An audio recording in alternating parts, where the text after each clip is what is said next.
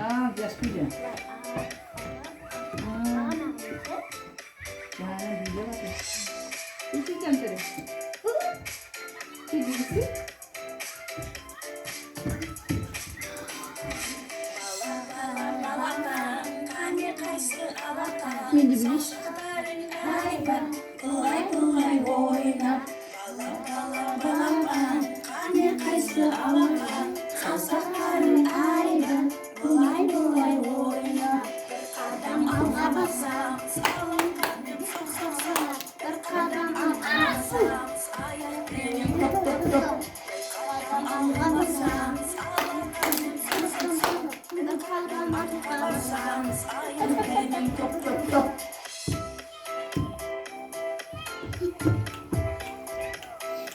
Tamam sonra bilindir.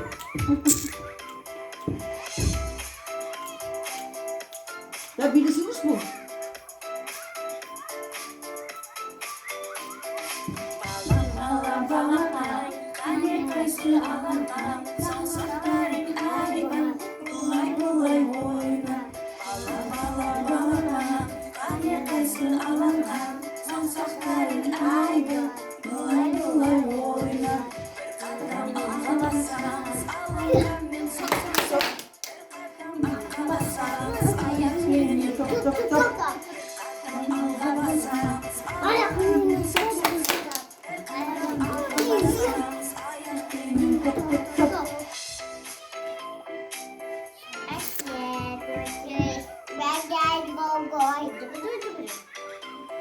Sen kaldın.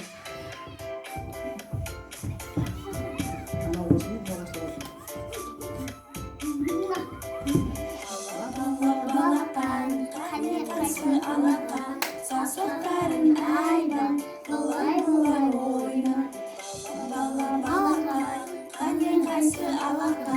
Sokaktan hayvan kolay kolay oynar.